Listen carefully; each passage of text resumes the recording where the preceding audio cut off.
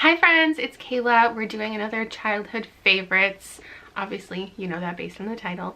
I wanted to do some little ones in between the main ones that go like 6th grade, 7th grade, 8th grade, 9th grade. Otherwise, we only have like 5 more to go and the whole series is over. I have some really fun ideas for ones to slip in between, but today something I really wanted to revisit was elementary school like as a whole. Because the funnest thing that's come from doing this series is finding out about more books that I completely forgot about. Either you're reminding me or I find the books when I'm like scrolling through different Goodreads shelves and things pop up and I recognize the cover, but maybe I've already done that year. So today is just like a revisit or a bonus episode where we can talk about other things that were going on. I'm sure I have various like stories and things to share from elementary school. So I lived in the same house and I went to the same school for all of kindergarten to grade 7. You can see the house that I lived in this picture especially. I'll probably like cut to a better clip of me filming this and all of these pictures. So the house was like wood paneling everywhere. That closet door, I would put like a foamy mattress like you go camping with in front of it, and I would practice doing handstands and headstands against it like all day. And then that disgusting green carpet was really fun. And you can actually see my bedroom through the hallway. But this picture especially is when we had just moved in. I think this was my 5th birthday. It was like right before I was starting kindergarten. The outfits are my favorite thing, and that's my grandpa sitting on the couch. Okay, I also have a picture from when I was 3 and I'm wearing overalls, and both of my grandpas are in that picture. I definitely don't look impressed. And then I have another picture where I look even less impressed. I feel like I might have shown this to you before, but it's pretty much my favorite photo of me ever. That's me and my Walkman, or is it for tapes? What was it called when it was for tapes? But like my scrunchie is iconic, my bangs, my face, my love of music. I was like, don't interrupt me. I'm busy wearing my frilly dress and I'm listening to, I mean, knowing my parents, probably like the Red Hot Chili Peppers and maybe Nirvana. Okay, we also have to check out these iconic overall situations. Like that one of me sitting in the chair, that outfit, like I need that now. And then the one with Santa is super cute. Fun fact about little elements in all of these pictures is my grandparents built that coffee table, this chair, also this wagon. They had like a craft business. They would go to like craft shows. They would make little fabric items and then also like woodworking stuff. I remember my grandpa's like entire basement was unfinished and is where he would do all his woodworking stuff. And then I can't remember what the fabric is called, but like, you know, tire covers. They were like known for creating these tire covers, and you still see them around the Okanagan. When I'm driving around, like I will spot ones once in a while. Oh, this was their house right here. This was their Christmas tree, and again, built that bed for me for all of my trolls. My obsession with trolls was real. Also, they have beautiful 90s wood paneling. My grandparents on my dad's side are probably like my #1, I don't know, like parenting inspiration. They were just like incredible parents, incredible grandparents.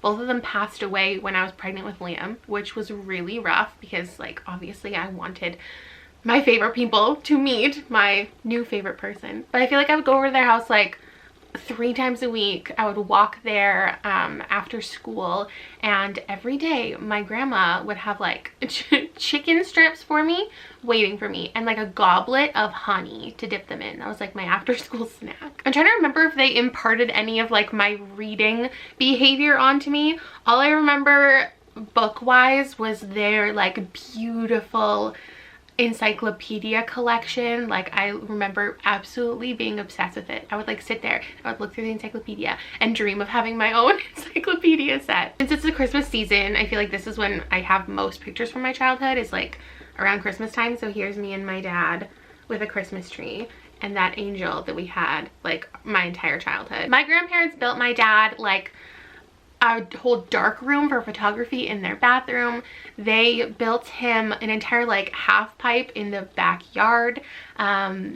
He was in a band and like his drum kit, and they would like, I remember my parents talked about how they had this thing called a van club, and I guess my grandparents then bought a van as well for themselves just so they could like hang out with the kids. Oh, here's me on a bike looking scary once again. That's my grandparents' neighborhood. I wish I had a picture of their house. I've had this dream for the last like 10 years of rebuying my grandparents' house because my grandpa is the one who built it like so long ago, but I think somebody bought it and then like fully renovated the whole thing. They put like a pool in the backyard where the half pipe used to be, and now I'm pretty sure it's worth like $800,000.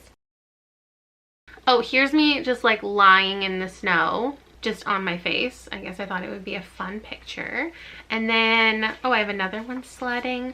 My dad loved to just like take us out sledding after school or on the weekends. And I'm pretty sure this was a staged photo. Originally, he was taking the picture and then I slid down the hill backwards after, and it was so scary. And then he was like, oh, I didn't grab that picture. Do it again and I'll take a picture. And that was in like 2nd grade. I don't know. Honestly, like all the books that I've selected, I have no idea what grade I would have read them, which is why it was probably hard to like fit them into different ages already. And then there's a couple that I completely forgot about until people like were talking about them in the comments, or they came up in some other way. So I'll show you those in just a sec. Oh, and there's my grandpa again, who, you know, taught me how to cut wood, and I'm really, really dirty. And once again in overalls because duh. I don't think I have any other items from childhood to show you. It's just pictures, and those are all from like various years, but probably before I even started school for most of them. When did we start this series? I think we started in 3rd grade. So any memories I have from like kindergarten, grade 1 and grade 2 would be, I lied a lot in kindergarten. It was like a thing. Like I wrote a journal once that I just made up these stories, and I wrote down that like my mom had 10 kids and she was pregnant with her next one, and I don't know if I wanted attention or I just wanted to be more interesting than I felt like my life really was. I got in so much trouble because my teacher then asked my mom when she was due at like the parent teacher conference. Like the #1 messed up thing that happens when you ask someone that you think is pregnant, they're not actually pregnant, but it was my fault because I told people my mom was pregnant. That was rough. I think I just really wanted more siblings and younger siblings, so I just made up this whole family. Somebody reminded me recently that I told the whole class that the Spice Girls were coming to my birthday party once, which is horrifying. I also told people I had a twin, and I like went for it. Like I have a birthmark on my arm, and I would literally, like, I don't know how I got away with it, but maybe like certain times of the year it wasn't as noticeable. And so I would tell my friends that I was now Rebecca, my twin Rebecca. And the thing is, I had this cousin named Rebecca who looked just like me, and we went to a family reunion. I can't find this picture. I'm sure because I took it to school with me so many times I probably just lost it because I was showing everyone. I was like, see, I really do have a twin. But I would like come to school and pretend to be her. It was great. Ooh, I might actually have some birthday cards. Okay, I found one little one. Yeah, okay, this is from like maybe 2nd grade. My most distinct birthday memory is from like kindergarten or grade 1, and I had a friend named Aya, and I gave her a birthday invitation, and like in the moment she was like, oh sorry, I can't go. Like she didn't even take it home to check with her mom first and have her mom call my mom. She was like, no, I can't go. And so I still wanted a lot of people at my birthday, so I gave it to the like teacher aide, whose name was also Aya, and she bought me an entire origami kit. Like she came to my birthday party. She didn't come in. I remember distinctly like her at the door, and my parents didn't know that I had invited her because they thought I was inviting my friend Aya. Little did they know I invited a fully grown woman who came and gifted me at the door this like origami kit, which was so nice. So yeah, those are my main memories and photos, and now we'll get into books. I wanted to kick off this reading vlog on Christmas. I'm not going to check in with you too much today because we're all just hanging out. The boys are playing their Christmas video games right now. But I'll insert a little montage of our day just so you can spend a little bit of Christmas with us. So once Liam goes to bed and the house is quiet, I definitely want to start a book tonight. As far as Christmas goes, I just wanted to share my favorite gifts that I got because Robbie picked out like literally my perfect aesthetic coasters. And Liam picked me out a peach Bellini candle from Bath & Body Works, and if you haven't smelled this, like, just go in and sniff it because it's life-changing. My favorite present of the day is definitely this giant floor cushion because I film sitting on the floor so often, and I'm old and injured and it hurts my back. So Robbie so thoughtfully grabbed me a big cushion. Also, I'll be sitting on this every morning on the floor where I do my makeup. I'm really so glad I started this series because scrolling through all of these pages and groups and hearing about your childhood favorites has reminded me of so many that I read. The first one is one of the books that's been mentioned so many times in all of my childhood videos.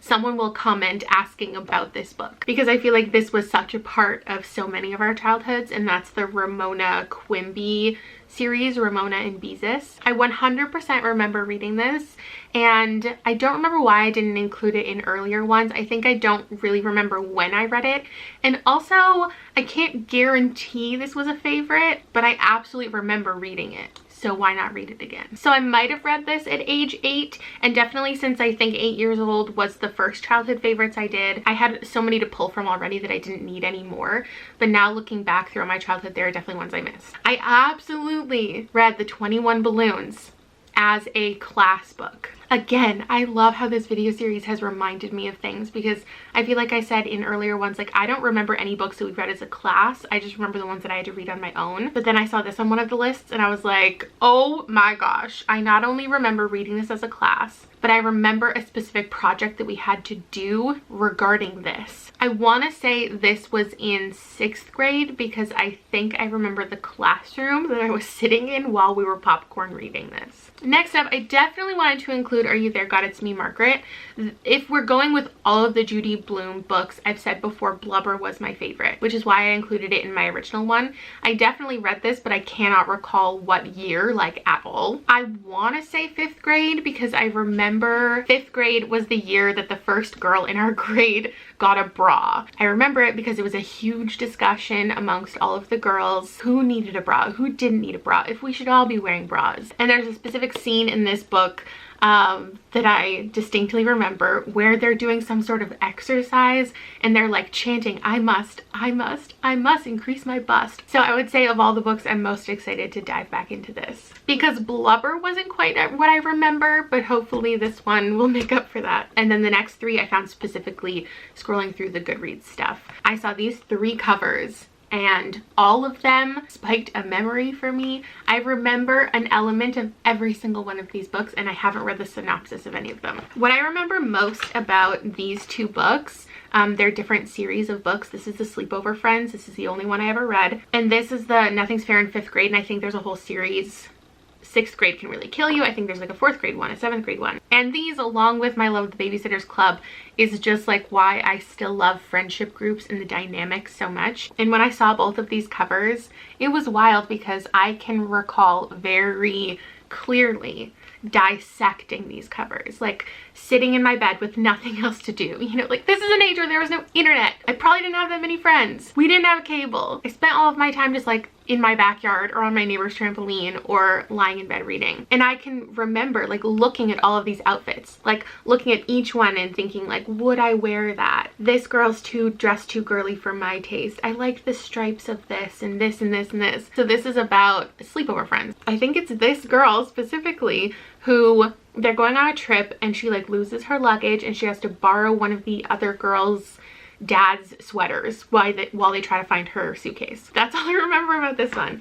And then this one is like a friendship group, and there's one fat girl in the group. And I'm worried to see how that was discussed and how I would have felt about that as a child. Again, this one I wouldn't say, well, it was a favorite. I can't guarantee that, but I recall reading it so well that I have to include it. And I remember looking at these 3 girls and thinking about what they're wearing and what they're doing and thinking that I didn't like this girl and thinking like, do I look like that when I'm hanging out with my skinny friends? There's no way I look that fat. And it's horrible to think back on.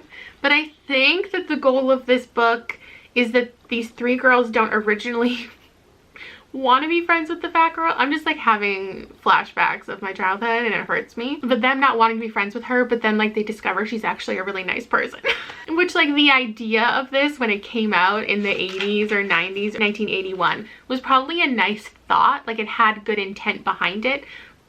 But when you actually think about the full scope of that, it's like, oh, she's fat, but she still has some great qualities. And then this one, I remember picking up after 5th grade, The World. This might be a series as well, I have no idea, but I remember picking this up because she looked like Tie-Dye Girl from The Parent Trap. Whoa. Now that's my kind of woman. Yo, tie that girl! Could you give me a hand with my duffel? No problem. She was basically our queer icon because we all coded her that way. And I remember just seeing a girl on here and being like, I have to read about this girl. The tie-dye, the confidence, the enthusiasm. I don't remember much about this one, but I remember having it. The one I can remember so distinctly from the stack of reading multiple times in my life is this one. So we're going to start tonight with Are You There, God? It's Me, Margaret. So today I'm running down to my parents to drop off my dad's birthday present and then find a book that I think my mom has because I'm getting ready to film my like everything I read this year and I need all the books and I'm missing 2. And then I'm gonna finish Are You There, God? It's Me, Margaret today. I made it like a third of the way through and it's nice. I see why I have definitely read it multiple times and I wonder if this had kind of an impact on my childhood. I'm thinking it might have. This along with the Georgia Nicholson series, which will make an appearance in the next childhood favorites, which is very exciting for me. They have some interesting things in common, and especially the like group of girls and the things that they talk about and the things that they do definitely influence my friend groups. They have like a boy book where they list every boy that they have in their grade that they think is cute and they rank them all. We 100% had that, and I actually think that I have a journal with a list of boys in it, but that was definitely 8th grade, so it's not relevant to this childhood favorites. With God being right in the title, like obviously this has religious topics in it, but not in the way that I thought or that I remember. Margaret does not have a religious affiliation. Her parents are not, and I wonder if when I was reading this, I was like, oh my gosh, I really connect with her because I grew up the exact same way. And then her friends are talking about Sunday school, and I wonder, I think maybe she ends up going, which is also something that I ended up doing. I can't pinpoint the age, but I want to say maybe 4th or 5th grade. My older brother had a friend who had a younger sister who was a grade above mine, so I didn't like meet her from school, but I met her from this friendship, and she asked if she could take me to, I don't remember if it was called Sunday school or what it really was, but she invited me to go on Sundays to this thing. I remember we had, every week we took home a little strip of paper. It was like a fortune from a fortune cookie, and it had like a phrase, I'm assuming from the Bible in it, and we had to memorize it, and then we had to stand in line on Sundays and we had to say the phrase without looking at it, like we just had to say it in order to get inside. Which sounds weird thinking about it, but I feel like I've mentioned this before and other people said they had the same experience. Maybe it was in a live or maybe it was in a video. I think I only went for like a month and I didn't learn anything. I didn't then have any type of religious influence in my life. But it's funny how I definitely relate to her, and I wonder if that's how I was feeling in the moment. It's good so far, lovely, not problematic as of yet. I feel like every time I read the childhood favorites, people always come at me and they're like, oh, well, it came out so long ago, don't worry about it, like you shouldn't hate this book now. And that's not why I mention it. I just mention it because I do think one thing when reading my childhood favorites is thinking about the fact that this is the way that certain things influence the way that I grew up and the ways that I think, and I think that is an important thing to reflect on. And also if these books are things that we should still be recommending in current day, like do they hold up? Are there more modern books that cover similar topics but are written in a more appropriate current day way? It doesn't take away from anything in the past, but I like the conversation. Okay, in a random turn of events, it took me a week to read this, and not because I was actively reading it, because I just stopped reading for a week and I put out a lot of videos. I really thought the last like week of December I was just gonna read a bunch of childhood favorites and it was gonna be easy. I don't know what I was thinking, but I just picked this back up today and I finished it and it was really nice. I have a feeling this is probably one of the first books about a young woman navigating something difficult and confusing to her, as opposed to like one of my sillier, lighthearted friendship, like drama type books. I'm sure I would recommend this current day. I don't know if current children are reading Judy Blume, but I thought this was nice and thoughtful and covered a lot of those like early puberty thoughts that come up, which is so funny because today I got the email from Liam's school about how they'll be covering like sexual health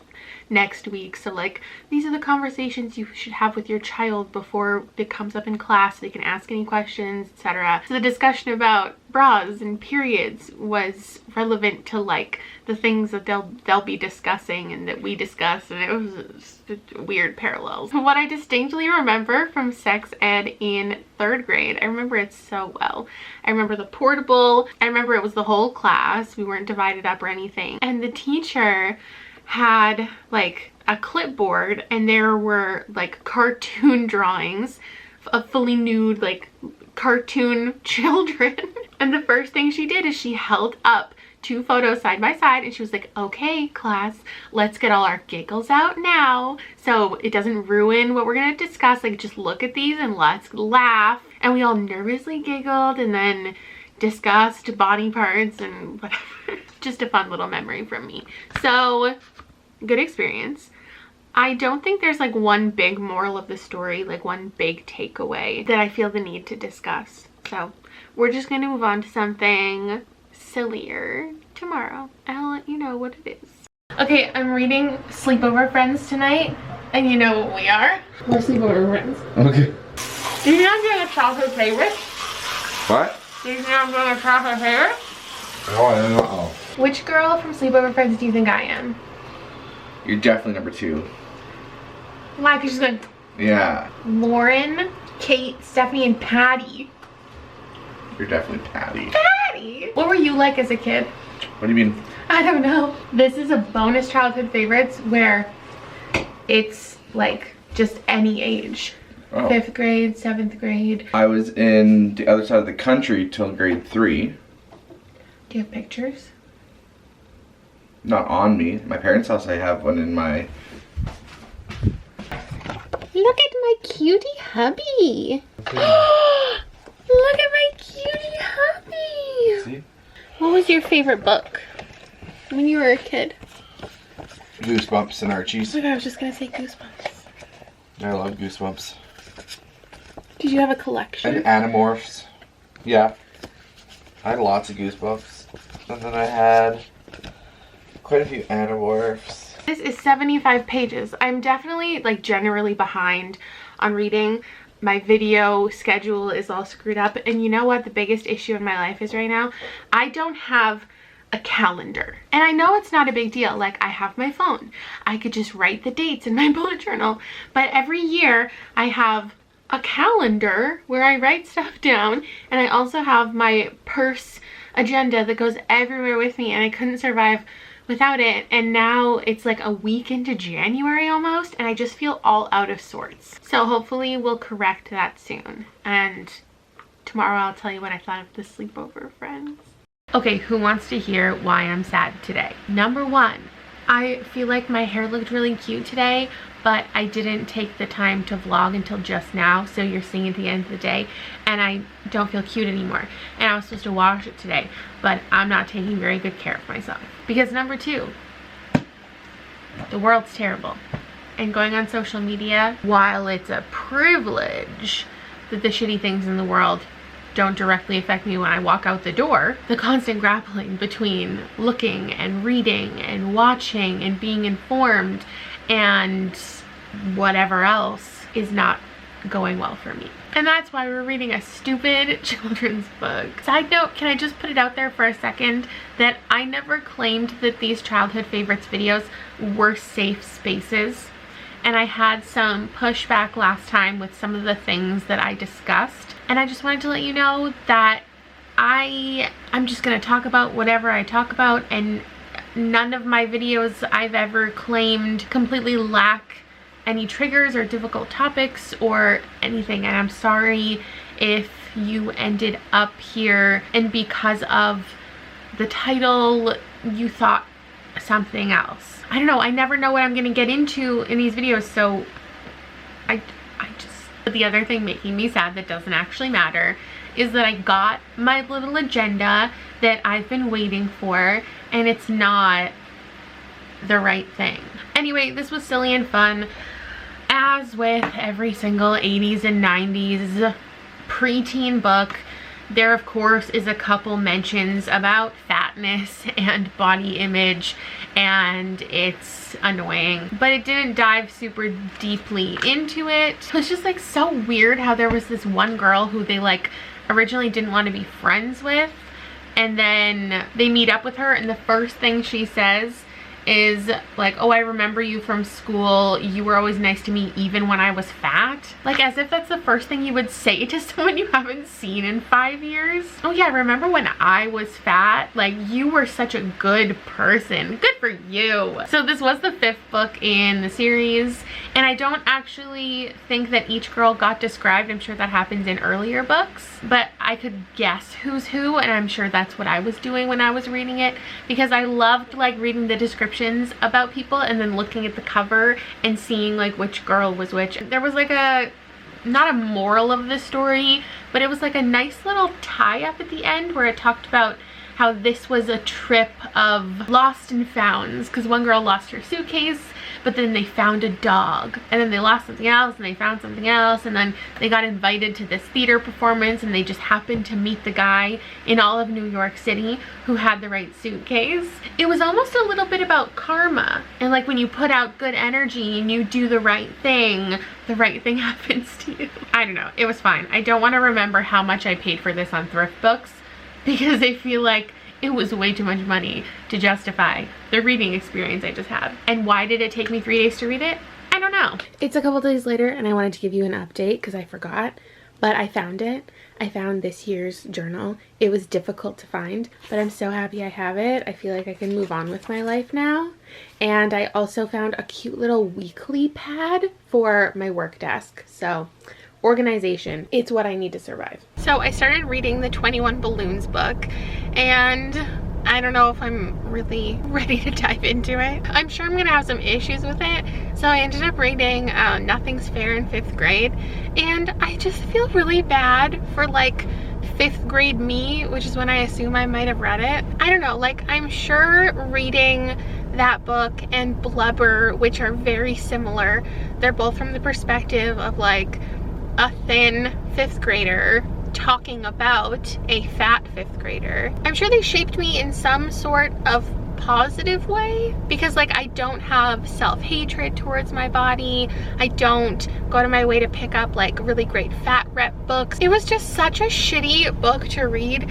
The idea that like if someone is fat, they have to be perfect, and that conversation would continue far beyond just like fatness, because obviously just being a white woman in general in North America, there's a certain privilege involved. There's extreme privilege involved, let me clarify. The further you get away from the traditional Western beauty standard, the less opportunity you have to mess up. I don't know how to exactly explain what I'm saying, but like the whole idea of the book is like everyone hated her because she was fat, but because they learned that she was good at math and was actually kind of kind, like that's what made it okay to be friends with her. Oh, it was rough. My battery's about to die. Maybe I'll update you more when I'm home. Whoops. I had never thought of Elsie as a human being, just a fat girl. I can't remember what I was saying, but I do understand the point of the book. I think it accomplished what it set out to do, with it, which is just like, you need to accept people and still be their friend no matter what they like look like or whatever. And there was a whole line about prejudice. Our main character Jennifer's talking to her dad, and he says, I recall you calling her a thief a few months ago, which like, yes, that is another part of Elsie's character that is a reason people don't like her. And Jennifer says, I didn't know her then. And her father says, that's usually the way prejudice works. I've understood the goal all along.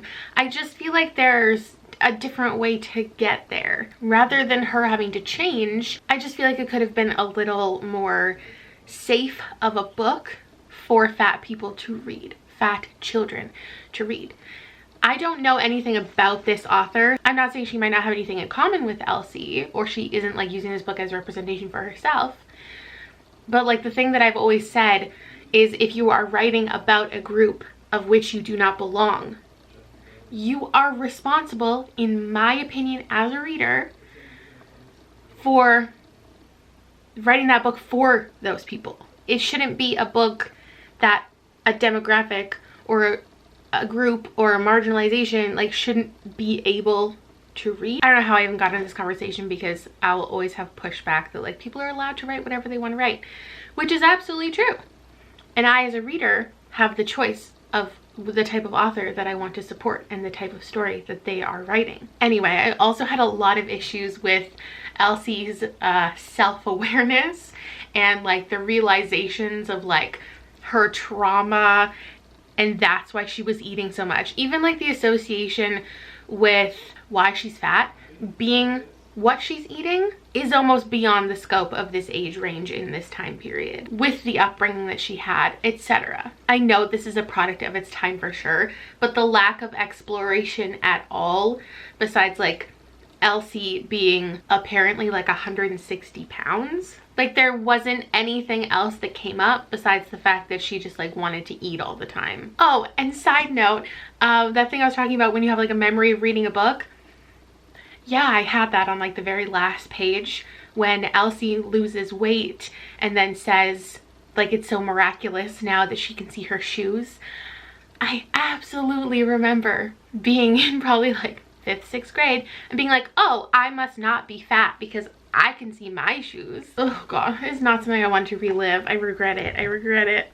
Rob just brought me home a new eyebrow pencil and I was like joking that this is how I do my eyebrows. They're a little intense. I just read Ramona Quimby, age 8 today, and I was pleasantly, like, not surprised, but relieved maybe, because it's always up in the air if a childhood favorite is going to hold up or disappoint you, but this one was nice and sweet and I really enjoyed it. Definitely will like pass down to Liam. I feel like that's the marker of a successful childhood favorite if I'll give it to Liam. There was one specific passage about the egg that I remembered actually reading and actually thinking about.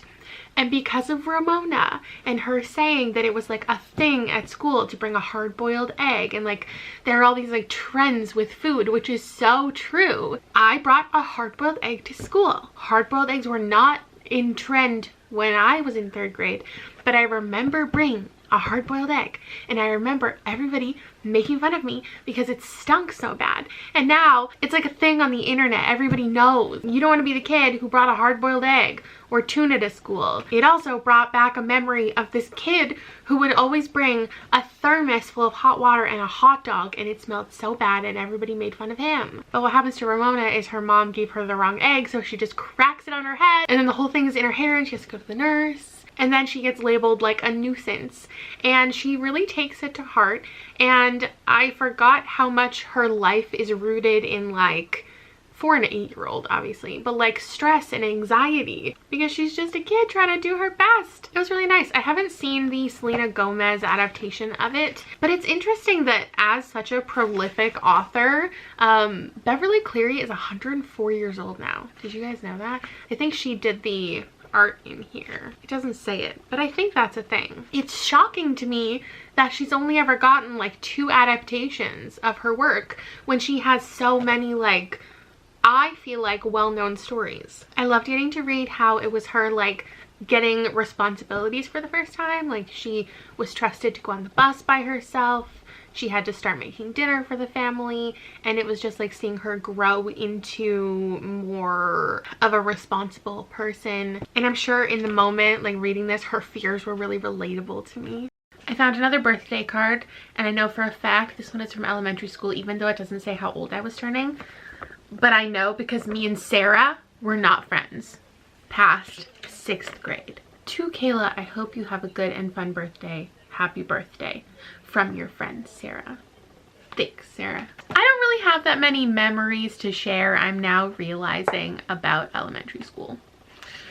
I feel like I've covered most of them. I think I talked about this island project that we did in a certain class in one of these videos. It was all about survival. It was inspired, at least partially, by this. I think we were reading a couple different island type things, and I know Survivor was big at this time. So in this book, the guy doesn't really have to worry about surviving on the island because the second he wakes up on this island, there's this guy with diamonds. And he's like, now that you've landed here, you own part of the island and you now have billions of dollars worth of diamonds. So basically Krakatoa is where this is set. It's a real island, although I don't think it's technically called an island anymore because like it had, I forget the word, but I don't want to look it up because I don't want to get spoiled for this book, and I feel like if I look too deep into the Wikipedia of Krakatoa, it'll talk about this book. And for some reason, I just like don't want to be spoiled for the goal of this book because I'm trying to figure out like what it's trying to say. Maybe it's not trying to say anything and it's just kind of an adventure story. It's just like an escape from reality, fantastical story about this guy who builds a giant hot air balloon and he wants to fly kind of around the world, and then he ends up crashing on this island. And I don't remember the year that it happened, but I'm confused because it's like there's an explosion in it, which is when the air balloon guy, Professor William Waterman Sherman, like leaves the island. But I feel like I read, it's been a couple days, I've been reading this for quite a while. I'm only 80 pages in, but I think that it just said there was already a big eruption, like the big eruption. Krakatoa is in Indonesia and it's like an active volcano or whatever the word that I'm trying to remember is. So in like 18 something there was like the biggest, maybe I'm wrong, recorded explosion, and it created like the loudest sound in history and created like the biggest tsunami in history or something like that. And it's an active volcano still, so like it constantly is causing all of these issues. But in the huge explosion, it killed like tens of thousands of people who were like on the island, on nearby islands, and then like affected by the tsunami. And I think what's happening here is that after that explosion, people think that the island is not habitable anymore. But when this guy lands on the island, he finds out that there's a whole group of people who just go by like one letter of the alphabet. It's like Mr. F and Mr. E, and they all live there, and they intentionally make it look like nobody can live there, so they have all of the diamonds. So I feel like it kind of has themes of colonization, but because of how the people got there, and like were there people still living on there after the explosion, I don't think like in reality anybody really knows if there were survivors. But so I'm really curious what direction this book is going. If it's going to talk about like how wrong it is that all of these people live here and are like extracting diamonds, because they even mentioned that like indigenous people lived there and they were dying because they were like diving down to find the pearls under the island or something. I was prepared for some questionable indigenous rep going into this book, but it's funny because we got that before we even went to the island. Just like when he was in America and he built this giant balloon that no one had ever seen before, it's talking about how all these different people are reacting, and then it talks about how even the Indians arose, walked out of their tents and beating their chests, and then it like mocks them, gives them some dialogue that says, huh, dumb white man decorate Explorers Club of San Francisco with too many balloons, get hatchet, cut door in United States, this make good new house for chief. That whole scene just in general was weird. But now that we're on the island and we're learning about it, I just like, I wonder what it's saying. I don't remember the conversations that we had as a class like further into the book, but I do remember one we had, and that's how I remember what class I was in, because I remember the teacher specifically and what he was saying. Because the book starts out with like, they find the hot air balloon guy. I feel like I'm pitching this story to people who've never read it, but like maybe this is a super popular book that everyone's read, or maybe it's more of a Canadian thing. I never really know when I'm talking about books that we read in school. But so the book opens up with them finding him in the ocean, not just with one balloon, but with like 20 balloons. 21 balloons, Kayla. And they're like, how did he get all these new balloons? He was just like stranded on an island. Everyone keeps trying to get him to tell the story and like how he got there and how he survived and all of this stuff. Like literally like important figures in the world are like, tell us your story, we'll pay you money, whatever. And he's like, I owe my story to the club who like helped me out or whatever. And I remember our teacher using this as a discussion about patience and like why he chose not to share his story. He kept repeating himself. He was like, I'll tell my story when I get here, and I'll tell my story when I get here. And he was talking to us about like why the story was worth waiting for, and like something about like ethics or something. I'm almost halfway through now and I'm finally hooked, so I'm gonna finish it up hopefully before I fall asleep, and then I can tell you like the moral of the story tomorrow.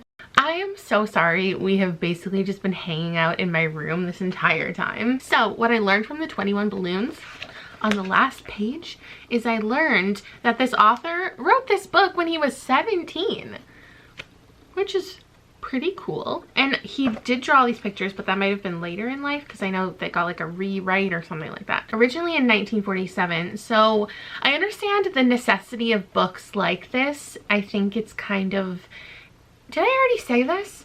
It's like an escapism type thing in war times.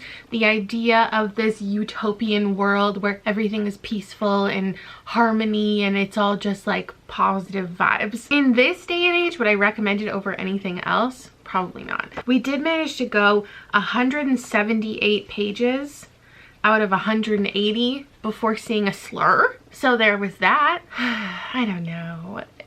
It's like so much numeracy in this book, like so many numbers and calculations and equations for absolutely no reason. And that's what I feel like the whole book is just constantly referencing, all of these like mathematical things. He has to talk about how to make the balloon fly and all the equations involved with that. And then there are 20 families on the island, and he constantly, the author, the narrator, whatever, is constantly talking about how like, okay, so every family has 2 kids, there's 4 people per family, so this times this equals this.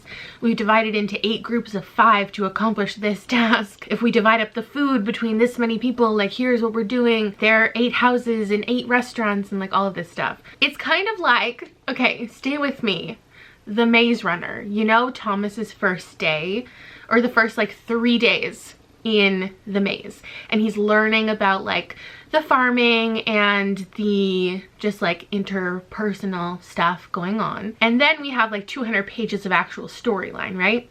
And then at the end, you know, there's an ending. And like that's how you write a story in this day and age. This is more for children, but still. So basically like that's the first 3 days. It's just learning about the island, and then they leave the island. There isn't too much action, so like I wouldn't necessarily recommend this to like Liam because there's nothing interesting happening. He's not like going on different adventures on the island. It's just like he took a balloon trip, let's learn about nothing for hundreds of pages, and then let's leave the island. It's also always interesting to read a book set in a time or written in a time before like modern day, like current day technology, and what the vision of future technology is like. It's kind of Charlie and the Chocolate Factory vibes. All of these advancements these people are making because they have nothing else to do with their day besides just like think about how they want to change their houses. So there's like a bed that makes itself, and there's like, I don't even know, like beds and couches that move around the houses wherever you want to go. And it's just funny to think like that's what in the 40s was the farthest reaches of technological advancements. I think I only have 1 book left, which is exciting. And I realized when showing you these pictures, I didn't really make the connection that like I'm not showing you images from the time period in my life where I read these books. So like if I were going to read the favorite books when I was this age, it would be The Little Engine That Could. We had a record player in our house, and I think that's the only record that we had, and I just played it. I remember playing it like every single night. Music was a huge part of my childhood. I can never drive home enough how true that is. But I remembered something with like this tape recorder. Maybe not this specific tape recorder, because my dad is like a sound guy. You know, like he had like a lot of, I feel like 80s, 90s dads had like a whole cabinet of all of these different machines that all did different things, and like was constantly talking about speakers and all of the every like vehicle we had to like computer chair, like he would wire in strange ways to have like the best sound possible. I'm going to talk about in future years playing video game. I'm going to talk about SOCOM at length at one point, and the years that I played that game obsessively, like every single night, I was sitting in a car chair, like a seat pulled out of a vehicle that he turned into like a gaming chair, and he put like all of these speakers all in the headrest. And this time in my life that we're talking about, when I'm reading all of these books, this was before I think I got my first Walkman. I probably got it in like 7th grade. I remember bringing a whole stack of like CDs to school, and the CD would constantly skip, and it was like such a thing. But before that, it was tape players. And I remember my like dream at one point was to be on the radio. And before like burning CDs, which I'm sure we'll get into in future years, and LimeWire and all of those fun discussions, the only way to like make a mixtape or like listen to a playlist was for me to record music from the radio. So I would come home from school and I would sit there with the radio and I would have the tape in, and I would just have my finger ready on the record button, because like obviously you can't rewind or fast forward, so I had to be ready to record my favorite song. So I would just sit there and I would listen and I would listen and I would hit it, and then sometimes you'd forget to like stop the recording, you'd have to rewind, and then by then your next favorite song was playing and you missed it, you'd have to wait until next time. And so I would call into the radio all the freaking time just to like chat about whatever was going on. Where were my parents? I have no idea. But so I remember, of course, I remember the exact conversation that got me on the radio, and it was like a simple question about poppies for Remembrance Day. And the DJ was asking about like how to not poke yourself. Like, do you stick it into your shirt and then stick it back out? Do you stick an eraser on the end? Like, do you bend the pin? And so I called as like an 8-year-old to give my advice. And I said that you put the poppy on and then you take the pin, you stick it back through the poppy so it's facing out. That was my big revelation. And I was very excited to record myself on the radio. So I sat there and I listened for my little voice to come on the radio, and I remember sounding completely different than I had imagined, and I pressed record and I recorded it, and I was so excited for my parents to come home. I remember I was home alone and I was waiting for them to come home so I could tell them that I finally got on the radio.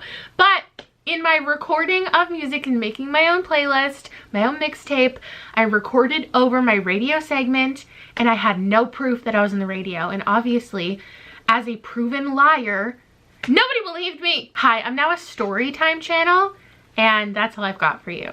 But tomorrow we're gonna read, after 5th grade, The World. So I'll be candid, this childhood favorites was supposed to go up like a week ago, and I stopped reading a while ago, and I just didn't know if this vlog was good enough to go up. I've actually already started reading my huge stack for my next secret TBR and vlogging for that, and I was just waiting to do something a little more interesting to include in this video. I wanted to tie it all together somehow, like go sledding at some point, have some like clips with Liam, and like some interesting dynamic content. But there's just not a lot going on. Like, the holidays weren't that involved this year. New Year's, we did nothing. We're back to our regular routine. Rob has been back to different job, and his last year of school is about to start, and a lot of stuff. And you know, usually my childhood favorites, it's not just about the books, like there's so much else going on. But I think we're just going to accept that the bonus videos maybe are a little less involved. And you'd probably rather have this content than no content at all. Am I right? I don't know. This ended up being cute.